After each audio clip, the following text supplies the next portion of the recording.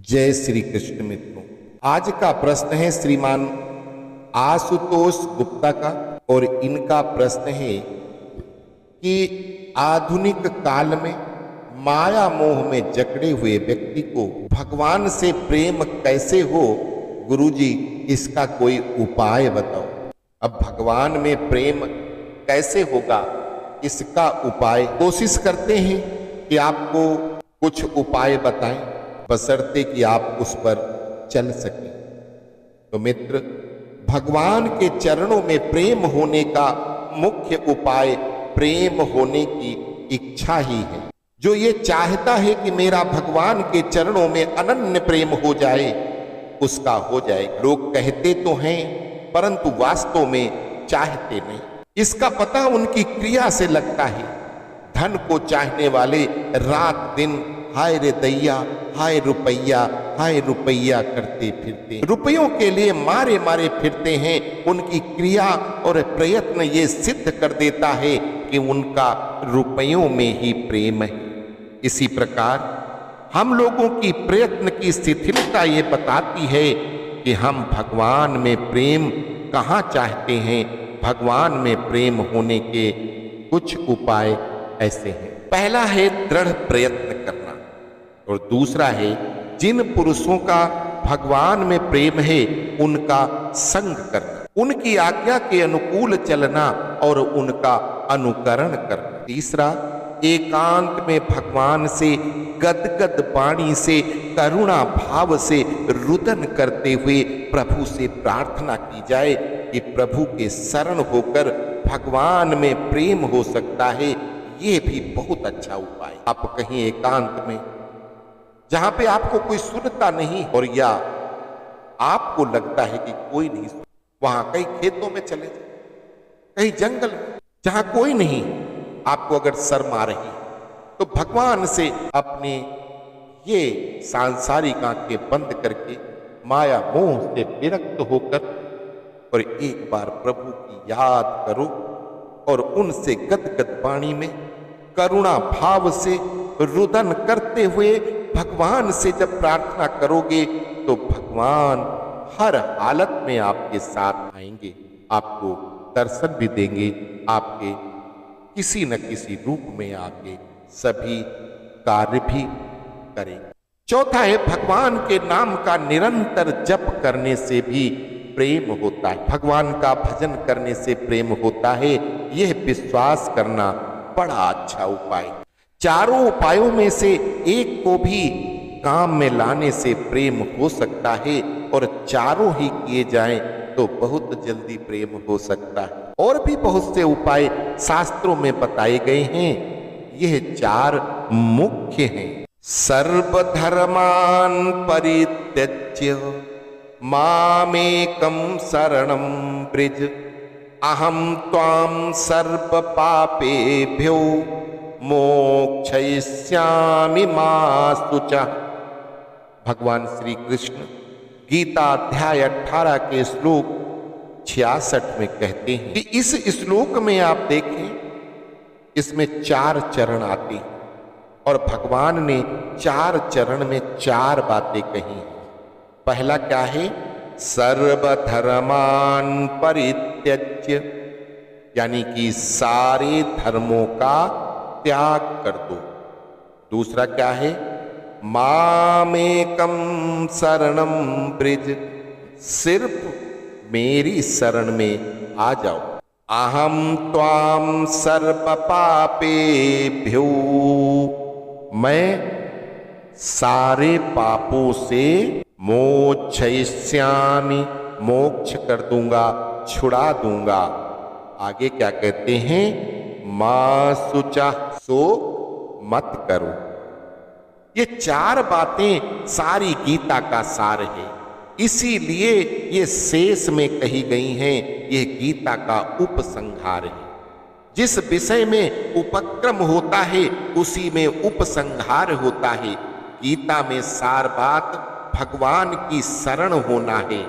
भगवान आरंभ में अशोच्यानवाशोचस्त्वम् और अंत में मा शुचः कहते हैं।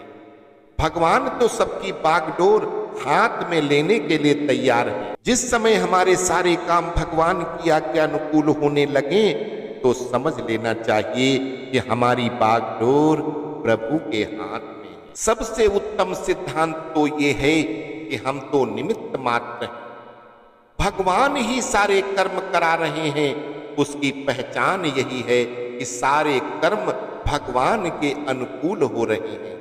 हम लोगों को निमित्त मात्र बन जाना चाहिए, भगवान कराएं वैसे करना चाहिए। भगवान विपरीत कर्म कभी नहीं कराते। भगवत प्राप्त पुरुष अपने नाम रूप की पूजा बिल्कुल नहीं चाहता। उसमें मान बढ़ाई प्रतिष्ठा चाहने की गंध भी नहीं होती है।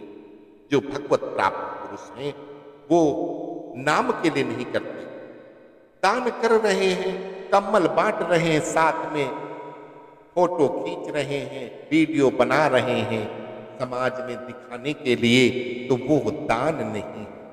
भक्ति कर रहे हैं और उसको चारों तरफ बता रहे हैं तो वो भक्ति नहीं होती है, क्योंकि उसमें आप उसके सहारे संसार में मान बढ़ाई प्रतिष्ठा चाहते हो। व्यवहार के लिए ऐसा कहते हैं, मानापमानयोस्तुल्यः, मान अपमान से परे।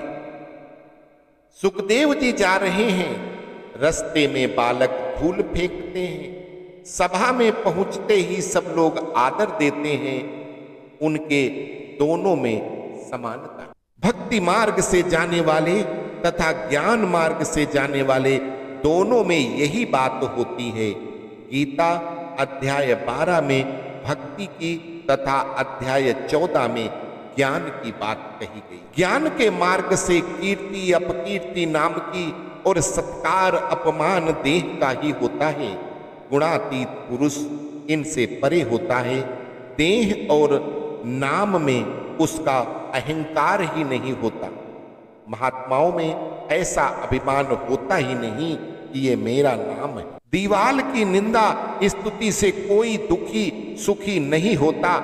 ऐसे ही भक्तों का देह में अहंकार नहीं होता। ये देह सबको पता है। जो ज्ञानी है, जो भक्त है, उसे पता है कि ये खाली मकान रह जाएगा, इस देह का कोई औचित्य नहीं। ये देह पे क्या घमंड करना, यही मिली और यही छूट जाएगी।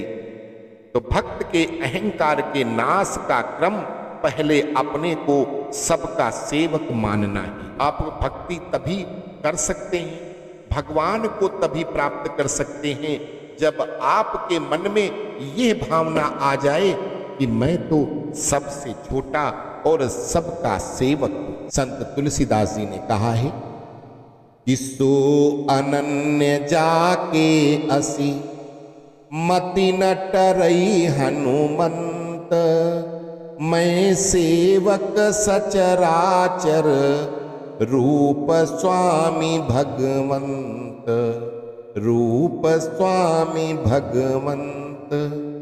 आगे जाकर सेवक का अहंकार नाश होता है, कहता है मैं तो कुछ भी नहीं हूं, और आगे जाकर यह भी नाश हो जाता है। ज्ञानी के लिए भगवान स्वयं बताते हैं, अध्याय 14 श्लोक 19, नान्यम गुणेभ्यः कर्तारम यदा दृष्टानुपश्यति, गुणेभ्यश्च परम वेत्ति मदभावं सो अधिगच्छति। जिस समय दृष्टा तीनों गुणों के अतिरिक्त अन्य किसी को करता नहीं देखता और तीनों गुणों से अत्यंत परे सच्चिदानंद घन स्वरूप मुझ परमात्मा को तत्व से जानता है, उस समय वह मेरे स्वरूप को प्राप्त होता है। सब गुणों का ही कार्य है, उसका मान अपमान कोई संबंध ही नहीं है। न तो वर्तमान में मान बढ़ाई चाहता है, न मरने के बाद ही चाहता है। बिना चाहे मान आदि प्राप्त होने पर भी यदि मन में प्रसन्नता होती है तो समझना चाहिए कि अभी भगवान की प्राप्ति से बहुत दूर हूं। वास्तव में ये अवस्था स्वयं वे दूसरा अनुमान करता है वह गलत भी हो सकता है। ज्ञान मार्ग से प्राप्त हुए योगी की दृष्टि में सृष्टि ही नहीं है, उसको प्रतीत होती है कि संसार उसका आत्मा ही है। यदि मेरी स्तुति आदि करके दूसरों को लाभ हो जाए तो क्या हानि है। यह भाव जिसके हृदय में होता है वह महात्मा ही नहीं है। अगर महात्मा सच्चा होगा, आप उसके चरण वंदना करो तो वो आपको दूर करता रहेगा। अपनी मान बढ़ाई, अपनी पूजा कभी नहीं कराएगा, वही सच्चा महात्मा है। और जो अपनी पूजा कराता है वो महात्मा नहीं, पाखंडी होता है। महात्मा के हृदय में ऐसा कोई धर्मी होता ही नहीं। परमात्मा को प्राप्त हुए पुरुष के लिए ज्ञान की दृष्टि से राम कृष्ण सब उसके ही रूप हो गए। फिर जो जैसे जिस रूप की उपासना करता है उससे छुड़ाकर अपने नाम रूप की पूजा कैसे करा सकता है। भक्ति के सिद्धांत से तो पहले ही वो अपने को सेवक मानकर चलता है। जिसने खुद को सेवक माना है उससे कैसे करवाएगा पूजा पाठ, अगर उसने पहले ही उसको स्वामी माना। सिया राम मैं सब जग जानी, करहूं प्रणाम जोरी जुग पानी। संत तुलसीदास जी कहते हैं कि संसार सब भगवान श्री राम और सीता जी से ही उत्पन्न है, तो वो भगवान श्री राम कण कण में विराजमान हैं। तो इस सारे संसार को सिया राम मैं जानकर कि सब जगह हम में राम, तुम में राम, सामने वाले में राम और उसमें राम, इसमें राम, चल अचल सभी जगह राम और सीता को मानकर मैं पूरे संसार के सभी लोगों को, पूरे संसार को प्रणाम करता हूं। और यही भाव एक अच्छे महात्मा संत का यही भाव होता है। और इसी भाव से आपका मन ईश्वर भक्ति में लग सकता है। तो भगवान से प्रेम तभी होगा जब आप अपना अहंकार, अपना ज्ञान का अहंकार, अपनी बुद्धि का अहंकार, अपने धन का अहंकार, अपने जन बल, अपनी संतान, अपने मोह माया सब कुछ छोड़ देते हो तो समझिए कि आपने भक्ति की तरफ कदम बढ़ाया है। और अगर वो भक्त, वो महात्मा खुद को गुरु जी कहला के दुनिया से अपनी पूजा करवाता है, वो पाखंडी, दुष्ट, राक्षस कहा जाएगा। क्योंकि भक्त कभी अपनी पूजा, अपनी मान बढ़ाई नहीं चाहता, वही सच्चा भक्त है।